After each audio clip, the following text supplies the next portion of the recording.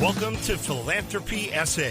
This is a podcast about and for the philanthropic community in San Antonio and South Texas. We introduce organizations and people who are making an impact in the community.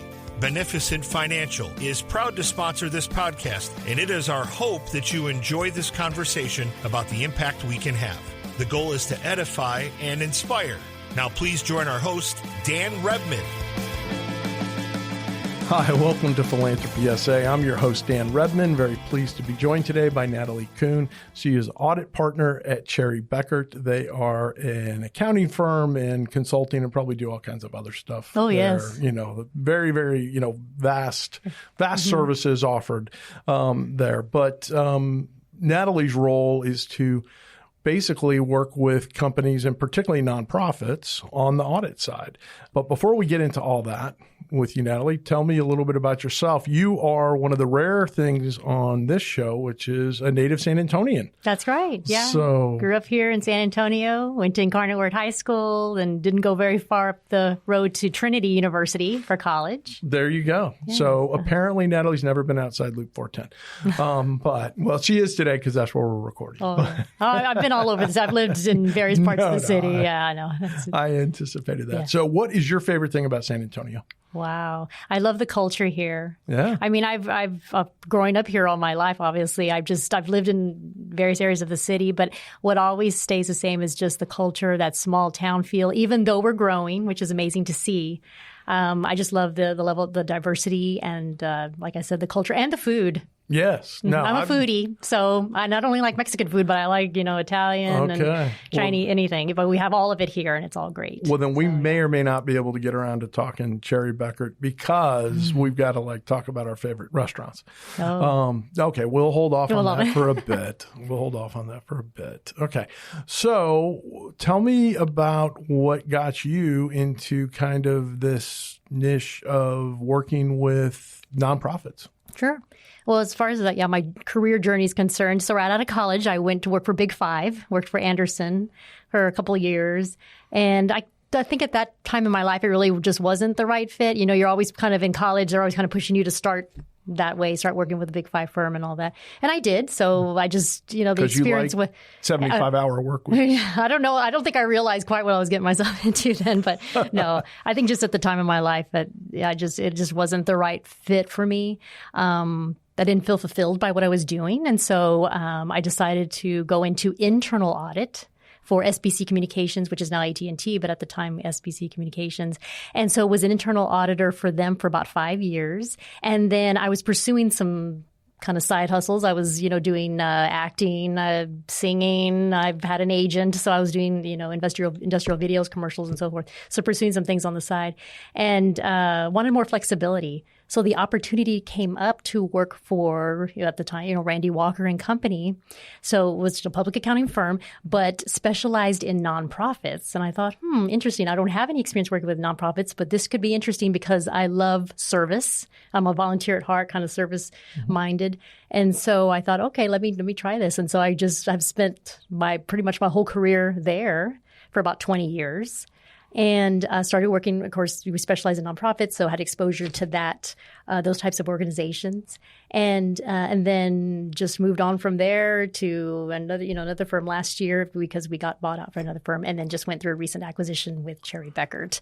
So I found same desk, new business card. Exactly. Yeah. They used to change the name on the door, right? Is that what they say? We're doing the same thing, but just a different name on the door. But no, it's with it comes challenges, but we're getting through them, and I'm getting a strong team, building a strong team together to continue to provide audit services to nonprofits here in San Antonio and surrounding areas primarily. So I've just grown to love nonprofits. It kind of marries my passion for working with nonprofits with my financial knowledge and expertise. So in fact, you do some service. You're a member of Rotary. Yes, I'm a member of Rotary. And then I believe you're on a board or two. Oh, I'm on like 4 boards. Wow. Okay. So I keep myself quite busy with the board service. Indeed. Which is an extension of what I do. in my profession. So it's just nice to You want be to give any shout outs to Sure. the Oh, yes. organizations? I'm on the board of Vibrant Works, which was formerly Lighthouse for the Blind, San Antonio. And also Healthy Futures of Texas, Salvation Army, and now most recently Meals on Wheels. So very excited to be part of all of those organizations. They just do amazing work in our community. They do. And that is, San Antonio is blessed to have so many people and organizations and I think when you were talking about the culture of San Antonio, I do think that's part of, what makes San Antonio such a great place to live and raise a family. Oh, definitely. And that. So, so talk to us about, I'm sure some people probably heard auditor. Oh my gosh, what is this about? Why are we talking about this? Why is that important? What's important about your role within these organizations? Yeah, definitely. So many nonprofits need to have an audit because they're trying to apply for a grant or they need to be in compliance with certain, requirements, especially if they are government funded. And so those are kind of the two primary reasons why a nonprofit would approach us about an audit. Or sometimes it's just good due diligence. It's just they want to make sure that they're showing that they're good stewards of the funds that they're receiving. So sometimes you just want an audit for that, for best practice purposes. And so, we come in, we perform the audit, and I feel personally rewarded by it because I feel like I'm indirectly helping this organization that is benefiting the community. And so, without our audit, they wouldn't be able to apply for these grants and continue their mission and continue moving their mission forward. And so what I particularly find interesting is that nonprofit, I like to look kind of beyond just the numbers or like look at what story are the numbers telling. So when I present to the nonprofits after the audit's all done, financial statements have been drafted and presented to their boards, I like to kind of go over the financial statements, not just, you had net income, net loss, but what is really kind of give them context for understanding their financial information. So I do it in a comparative format. So I kind of present their current year audit results and then side by side with like the last 3 years. So they can kind of see big picture. Okay, how is the organization doing? Are there any red flags, things that we should be concerned about? And so I feel like that's what I want to bring to the table and give them that little value added so they can it helps invite conversation among the board or helps them in their decision making or conversations. So sure. And so you mentioned that, certain grants and that type of thing require audited financials. Right. And that's, I'm sure a big source of it. Is there a size that once a nonprofit gets to a certain size, they're required to have audits from that perspective? Not necessarily. I mean, kind of the threshold rule of thumb is about $1 million in revenue is generally when organizations are kind of at that size where they start really wanting to seek more grant funding. And some of the larger funders are kind of looking at organizations of that size to require them to have an audit. Yeah. And if they're smaller than that, then maybe they just require a review engagement, which is less in scope than an audit. It would be like your next tier down from having an audit would be just a review engagement, which provides just limited assurance on the numbers. Gotcha. And so kind of walk through the process a little bit. So an organization is, they're wanting to apply for a grant, but the grant requires audited financials. They've never done that before.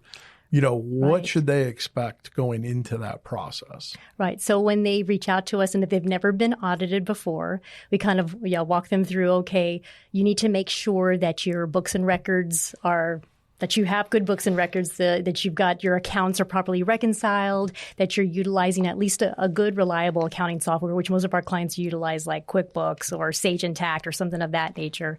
A lot of them don't have sophisticated accounting functions. They don't have a good bookkeeper or what have you, or someone on a regular basis that can maintain the book. So we highly encourage that they kind of seek either outsource their accounting or hire somebody who's competent to be able to handle the books on a regular basis because it's so important to have the numbers be correct and the books be cleaned up before we come and do the audit because we can't be the bookkeeper for them because it starts to impair our independence as auditors. And so we really try to stress the fact that it's important for them to have their accounting in order before we even start the audit. And also internal controls. So a lot of them look to us to provide recommendations on their internal control processes. And so we also do that as well to make sure that they have written policies in place so that way that it's clear, that they have proper segregation of duties and those things that should be there before an audit is done. Mm-hmm. Sure. And so you've got clean financials. They reach out to you. Mm-hmm. You're going to sit down, or members of your team are going to sit down with them. What's the amount of time that it takes to get that done? Right. And so the first step is to have the kickoff meeting with them, which is basically where they meet the audit team. So once they engage us to do the service, they've decided, okay, we want to use you to do the service. We get a team together that's going to do their audit, and we have that kickoff meeting so they can meet the team members. And then we also go over internal controls. We go over highlights from the fiscal year that we'll be auditing. So I ask several questions around that, like, did you have any lawsuits during the year? What is your board makeup? What is, and then we talk internal controls and those types of processes. And then from there, we talk about the timeline for the audit, which typically takes about 60 to 90 days, depending on, how much how much information and so forth there is to test. And so then the team commences with doing their testing and field work. And then our team will prep the draft. We'll prepare the drafted financial statements for me to then review. And then the client has provided the draft. And then the client will often ask me to present the results of the audit to their board. And so that's when I come in and do my presentation to the board. So that's the typical kind of the steps in the process. And from start to finish, like I said, it's about 60 to 90 days at the most. Okay. Just depends on how much, if they're also subject to extra compliance requirements, because there's a whole thing called a single audit, which is another type of thing. If they receive so much, and if they have so much in federal expenditures, then they're subject to a single audit. So, okay. Mm-hmm. So it sounds like if I'm getting ready to apply for a grant that requires audited financials, mm-hmm. I best not be doing that if the deadline for the grant is July 1st. Oh, correct. I mean, yes, if somebody comes to us and says, I need this in 30 days we're or something. We're recording this in June, so. Yeah. Right, exactly. It's just kind of, those tight turnarounds like that are almost impossible for us to do. And we really, I would say the shortest time frame we've ever turned something around would be like 60 days. I mean, that's assuming they've got everything ready, they can upload the documentation, and we can just get in there and get right to it. What are some of the other things that folks need to know about the audit process on their end? Because most of the folks that will be listening to this, other than my mom, is going to be the folks that are like running an organization or involved in an organization at a board level and going, wow, I think we mm-hmm. probably need an audit. Exactly. So what else do they need to consider as they're getting ready to put out an RFP and that kind of thing? Well, okay, so audits can be, pricey. Obviously, they wonder like, okay, I'm paying, a certain amount. What am I going to get for that? And I think they just need to be mindful of the fact that you don't always, like an organization doesn't always just need an audit for the sake of getting an audit. Like they should really look at why do we need an audit? Is there a loan commitment? Okay. Is there some type of compliance requirement that's requiring us to have it? Like I would say maybe entertain having like a review done first to get audit ready, especially if an organization doesn't know a lot about, they've never had an audit before, they don't know what's entailed. They really might not have strong internal controls, or their books might still be not necessarily on the clean side. I would get all that done first. Get your bookkeeping in good shape, get your controls, in good shape and documented, and then kind of baby step it into, getting a full-blown audit. Because I think a lot of times organizations just say, oh, we just need to have an audit, but they don't quite understand what that means. And then maybe they don't really need one, so why incur the cost of it if you're not really fully prepared to have one, or really don't even need to have one because there's not like something really requiring that high level of service. So sure. So, what you're saying is mm-hmm. you don't just have an audit for fun. No, I mean, there really is. You have to be prepared to have, be able to provide documentation, because audits require a lot of third-party evidence and confirmation. And so by third-party evidence, I mean you better have you have to have invoices and support for what you're recording on your books. Okay, yeah. And so you have to be able to provide that information and be able to be responsive about providing it and all of that. And so if you don't, then it results in a finding, and you don't want to have an audit with findings. Ideally, that's not the outcome you want to have, but you want a clean opinion. Okay, so our goal in an audit is to render an opinion on the financial statements. Okay, so ideally, you want to have a clean opinion, which is what we call unmodified. That is the best kind of quote unquote grade you can get in an audit, is to have an unmodified opinion. And so really that's what kind of an entity strives to have when they get an audit done. So that's funny because my wife usually wants me to modify my opinions. So it's kind of opposite of what you would think. I was about to say unmodified opinion's good. I just heard that. That's right. What I wanted to hear about. Well, we're going to talk a little bit about some of the things that pop up in audits that may apply to organizations, and I think this will be helpful for folks. But before we do that, we're going to take a quick break.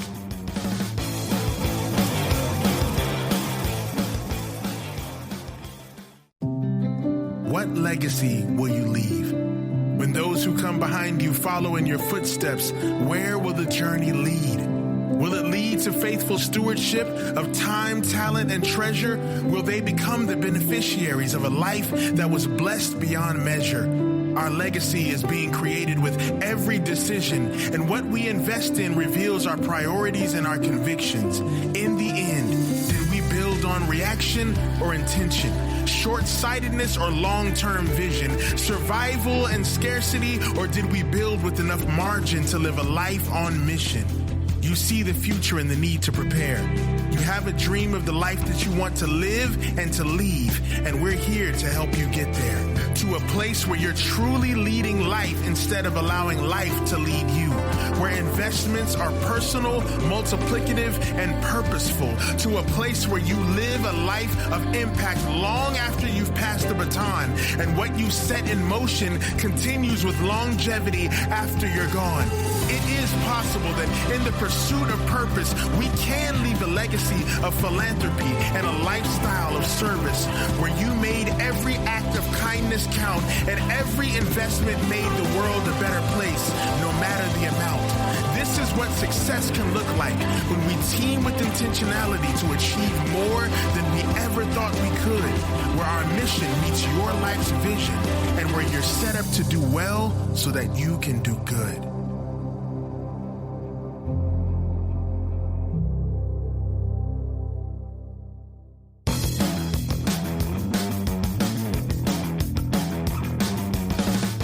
Welcome back to Philanthropy SA. I'm your host, Dan Redman, joined today by Natalie Kuhn.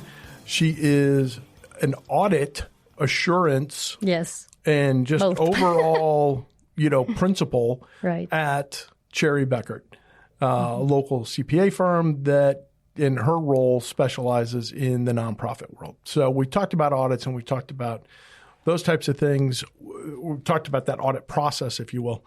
What I'm curious about now is what are some of the lessons from audits? And, don't use names, don't use, anything like that. But what are some of either the most common things that get in the way of that clean opinion? Or what is it that, you see organizations doing increasingly that you're kind of like, hey, guys, you want to be careful here because it's a slippery slope and, you're doing this now and that may be technically okay, but you're, perilously close to being in a problem that, is going to get you in trouble down the road. And just to clarify one thing, I should have mentioned this earlier. When we're talking about audits, we're talking about internal audits, not the audits that the IRS does. So, well, you're talking about correct, not audits that IRS does, but they're external audits. I'm sorry, external, not internal. Because, internal would be if you have your own team. Exactly, right. To do this. They're external, meaning your organization's coming in to do them, but they're not. We're not talking about the dreaded IRS. Correct, audit. exactly. Okay.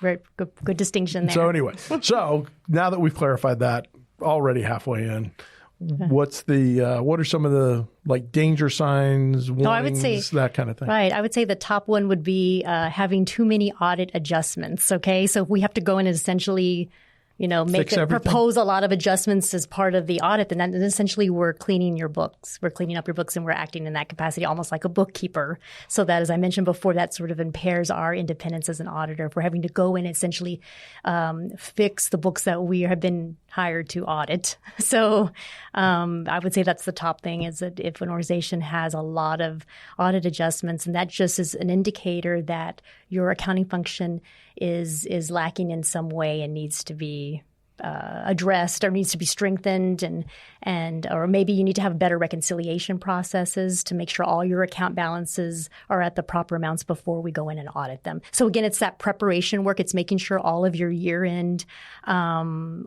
accounting adjustments are made by your accounting team first before those balances can be audited. Sure. And so making sure you're doing that prep work, that cleanup work to make sure your books are ready for when the auditors come in and audit them.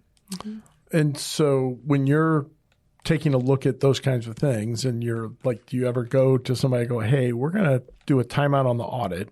Mm-hmm. We're going to let you do a review with somebody else, let them or we give them an opportunity to clean things up, and then let's kind of proceed with finishing audit. Or sometimes we'll recommend that maybe we just do a review instead of an audit, just to kind of – the review is more inquiry-based. It's more doing analytical procedures. We're not having to tie any amounts out to like an invoice or vouch anything. It's much less in scope. So sometimes we'll downgrade the service. There have been very few times we've had to do, or we've recommended doing that, but it does happen that sometimes we just downgrade the service from an audit down to a review type of engagement. Okay. Mm-hmm. Mm-hmm. So a lot of the folks that are going to be looking at needing this, nonprofits try to run lean and mean, right? That's right. So very rarely do they have, a dedicated CFO. Correct. Or, somebody particularly with the professional training in that arena that, they may have somebody who knows how to run spreadsheets. And so congratulations, you're handling the financials kind of thing. So what do you recommend that organizations do? What's kind of the first steps in terms of those controls and doing that when you're dealing with folks whose primary mission in life is to serve others? Exactly. They're not. They didn't come and do this because wow, I really hope we have the best books in the nonprofit industry. Never met anybody in the. Exactly. They're like, okay, well, we're going to serve these people, and then we know we've got to make sure the numbers are accounted for, but. Our primary job is to go and serve these people. So what would you be telling an executive director or a CEO is kind of like the best way to make sure that you're, getting in front of this before it's a problem? And especially with nonprofits who have a limited staff, so they only have 2 or 3 people, it's kind of hard to maintain that sort of segregation of duties that we look for when we're evaluating internal controls. And so that's when the board involvement becomes more important. Then we're asking, okay, so does your board review the bank statements?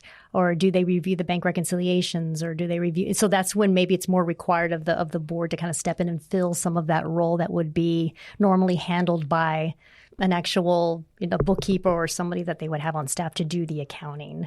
And so that's where we kind of emphasize that the board have more of involvement in that process, because a lot of nonprofits don't have sophisticated accounting functions. That's like the number one thing. That's the common thing we find.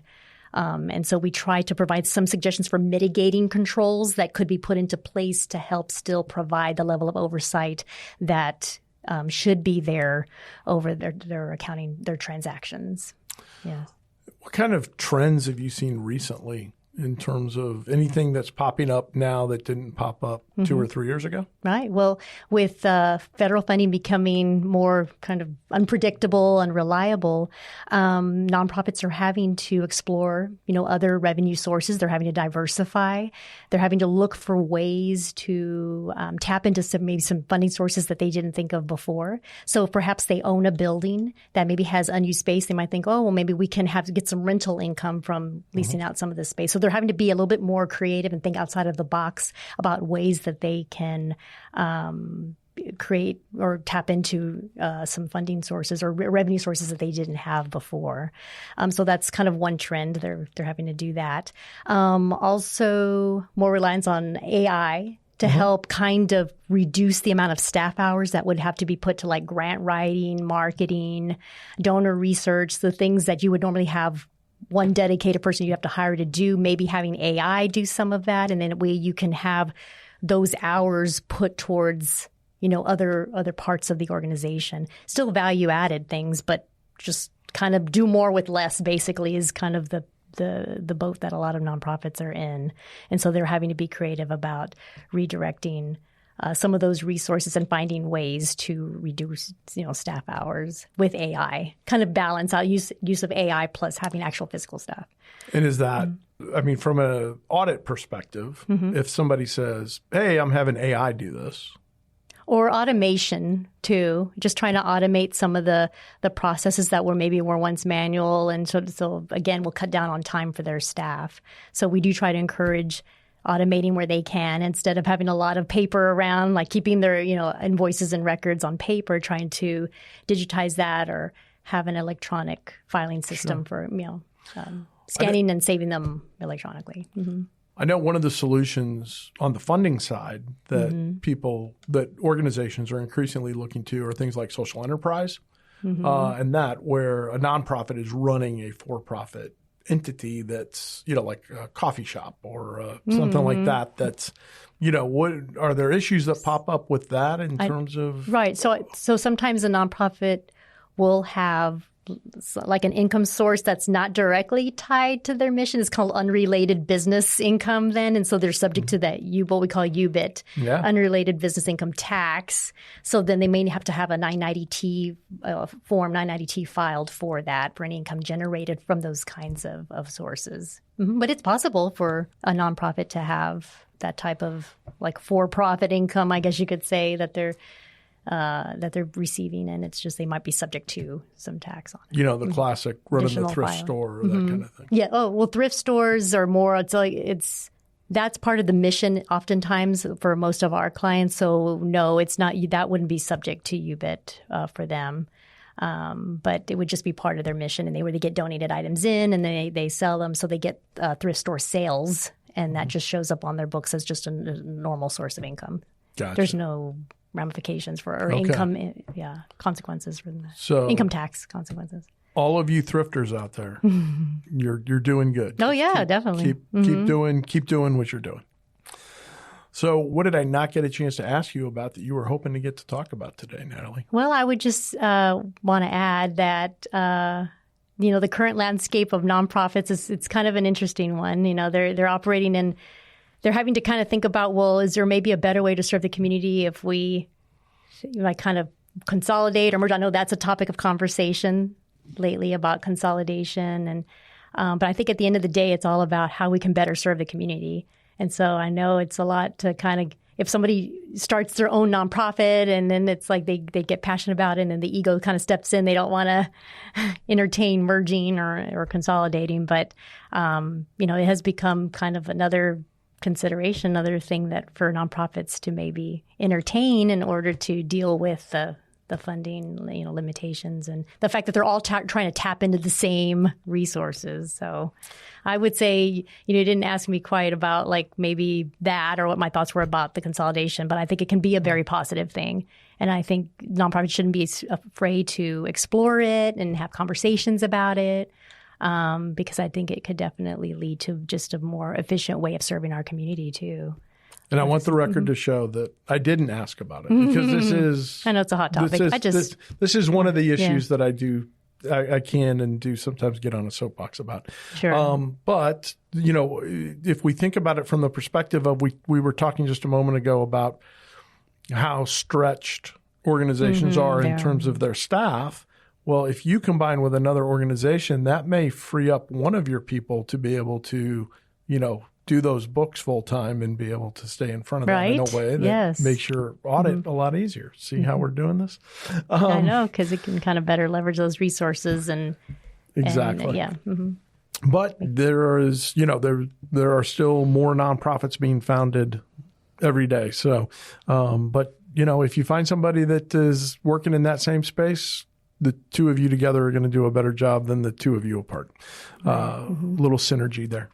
So if somebody wants to reach out to you, Natalie, and say, hey, I may want a review or I may, we are looking at doing an audit or something like that, how do people get a hold of you? Well, they can always email me. Is it okay if I leave my... Yeah. Okay, so they can email me at natalie.kuhn, so Kuhn, that's how you spell my last name, at cbh.com.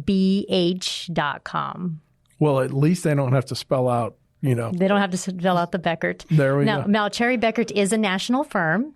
Okay, so it has offices, throughout the country in different cities and states. And they all, in addition to providing services to nonprofits, we also have like a commercial audit team. We also have the advisory service, tax. Oh, no, they're big. They're a big firm, so I'm sure you know that. But very, very big. Anyway, just to kind of put a little plug out for them. But Absolutely. But yes, we do it all. So full service, and be happy to provide guidance or help any nonprofits who might need it. They want to have further conversation and talk Very about good. their needs. Yeah, definitely.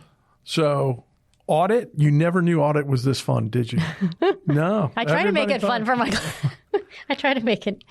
I've Not had a couple conversations situations. with Natalie about this. I can tell you, Natalie is very engaging and very fun. So that And I like that to part think of it is as a partnership with my clients, not so much me coming in and being the gotcha kind of auditor and I'm going to find something and write you up on it. It's more like I'm your partner and I want to be here with you when you're making those strategic decisions. So it's more than just coming in and auditing your books, but it's also giving you kind of recommendations and insight, things to think about as you start to think about what the next step is for your organization, just strategy wise, kind of where do you want to take your organization next? And so I'm kind of like to help in that way as well, provide guidance. So There you go.